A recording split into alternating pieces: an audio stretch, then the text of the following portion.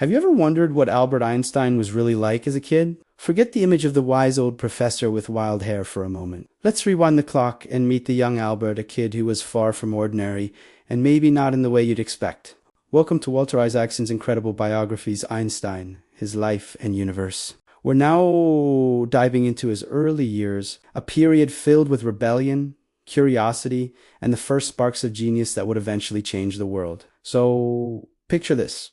A young boy in late 19th century Germany. Einstein was slow to talk, so much so that his parents were actually worried. His family nanny even called him the dopey one. But while he might have been quiet on the outside, his mind was a whirlwind of activity. One of the most famous stories from his childhood is when his father showed him a simple magnetic compass. He was just 4 or 5 years old, but he was completely mesmerized. Why did the needle always point north? What invisible force was at play? This wasn't just a fleeting curiosity, it was a profound sense of wonder that stuck with him for his entire life. He later said this experience was one of the most important of his childhood, convincing him that something deeply hidden had to be behind things.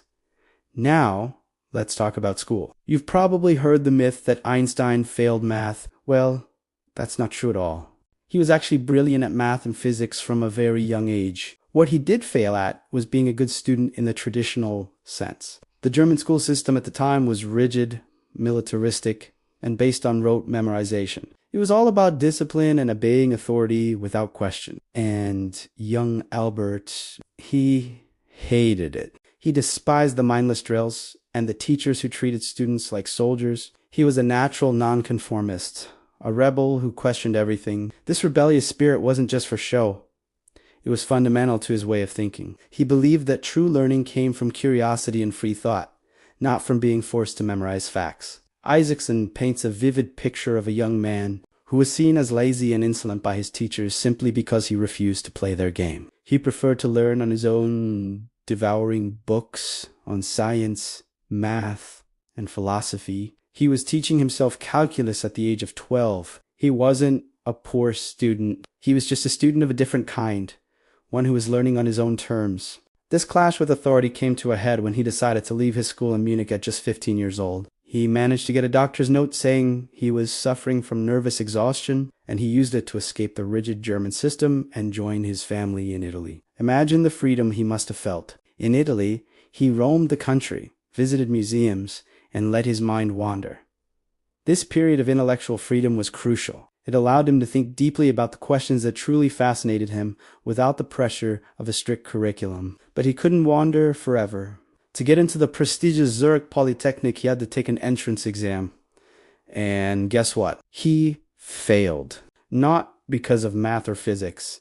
He aced those sections. But because he hadn't bothered to study subjects he found boring, like French, chemistry, and biology. So he spent a year at a more progressive school in Aarau, Switzerland. It was a breath of fresh air. The teaching methods there were based on visual thinking and encouraging students' own ideas, a perfect fit for Einstein's learning style. It was during this time that he first conducted a famous thought experiment that would set him on the path to relativity. He asked himself a simple but profound question. What would I see if I could ride on a beam of light? If you were traveling at the speed of light, would the light wave appear frozen next to you? This seemed impossible according to the laws of physics at the time. This simple mental picture, this thought experiment, contained the seeds of his revolutionary theory. It shows how Einstein's genius wasn't just about complex equations. It was about his incredible ability to visualize abstract concepts and question the most fundamental assumptions about the universe. So, the Einstein we meet in these early years is not the finished product. He's a rebellious, curious, and sometimes stubborn young man who struggled against a system that tried to stifle his creativity. His story is a powerful reminder that true genius often blossoms outside the lines, and that a questioning mind is the most powerful tool of all. Have you ever wondered what it's like to rewrite the rules of the universe? In 1915, Albert Einstein did just that. He was living in Berlin, completely consumed by an idea, one that would redefine gravity itself. This wasn't the simple falling apple Newton described. Einstein imagined space and time as a single, four-dimensional fabric, and massive objects like the sun don't pull planets. They warp this fabric, causing planets to follow the curves. This was the birth of the general theory of relativity. For years, he battled with complex mathematics, racing against other brilliant minds like David Hilbert. There were moments of despair, dead ends, and intense intellectual struggle. He even felt his health deteriorating under the strain. But in November 1915, he finally cracked it. He presented a series of papers to the Prussian Academy of Sciences, culminating in the final beautiful field equations that described how matter tells spacetime how to curve, and how curved spacetime tells matter how to move. But a theory, no matter how elegant, needs proof. And Einstein's theory made a wild prediction that the sun SMN's gravity would actually bend the light from distant stars passing near it. The problem was, you could only see those stars during a total solar eclipse. The First World War was raging, making any scientific expedition impossible. So Einstein had to wait. Finally, in 1919, with the war over, the British astronomer Arthur Eddington led expeditions to Brazil and an island off the coast of Africa to observe a solar eclipse. When they developed their photographic plates, the results were astonishing. The stars' positions were shifted, just as Einstein's theory had predicted. The news exploded. On November 7, 1919, headlines around the world declared a scientific revolution. Newton's universe was overthrown. Overnight, Einstein became the most famous scientist in the world.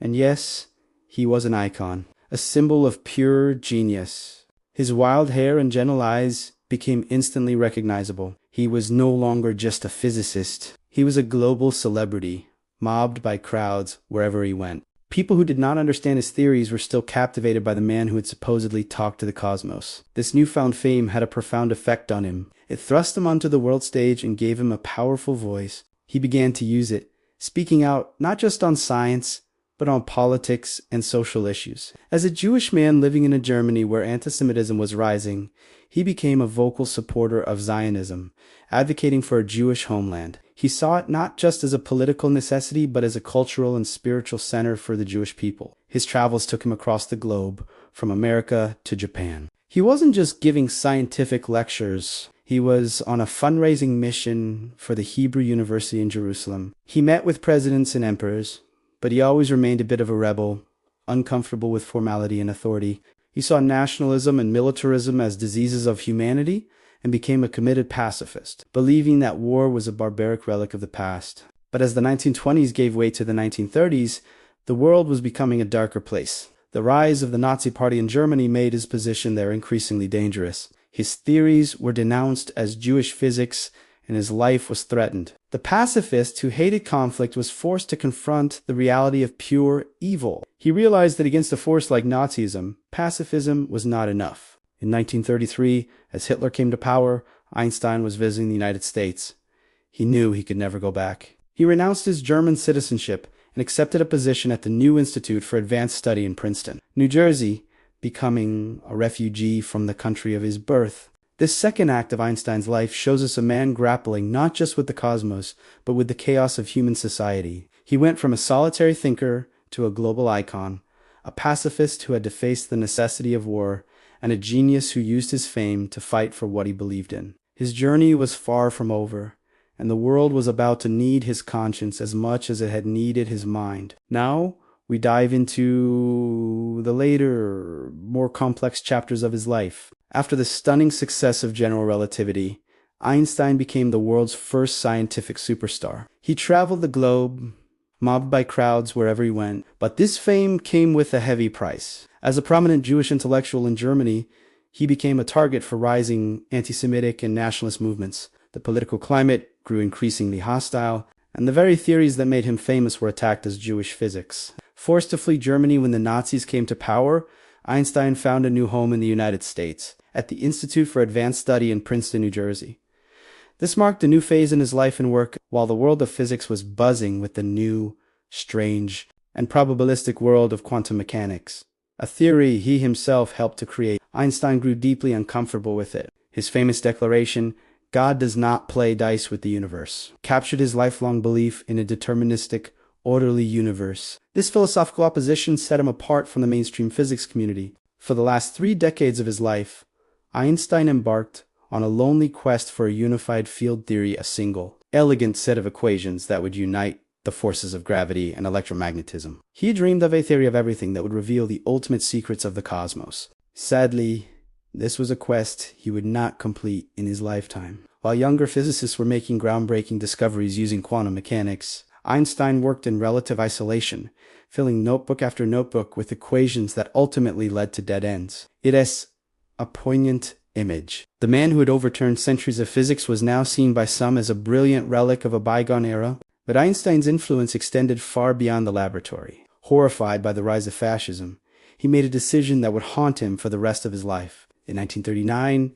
fearing that Nazi Germany was developing an atomic bomb, he signed a letter to President Franklin D. Roosevelt, urging the United States to begin its own nuclear research. This letter helped kickstart the Manhattan Project. When the bombs were later used on Hiroshima and Nagasaki, Einstein was filled with profound regret and a deep sense of responsibility. He became a passionate and tireless advocate for nuclear disarmament and world government, spending his final years warning humanity of the dangers of the very power he had helped unleash. Isaacson's biography beautifully portrays this complex, multifaceted man. He was not just a genius scientist, but also a humanitarian, a political activist, a musician, and a deeply flawed human being who struggled with his personal relationships. He was a rebel who challenged authority, yet he sought a deep, underlying order in the universe. He was a pacifist who helped initiate the atomic age. In the end, Einstein's legacy is not just his equations, it's his relentless curiosity,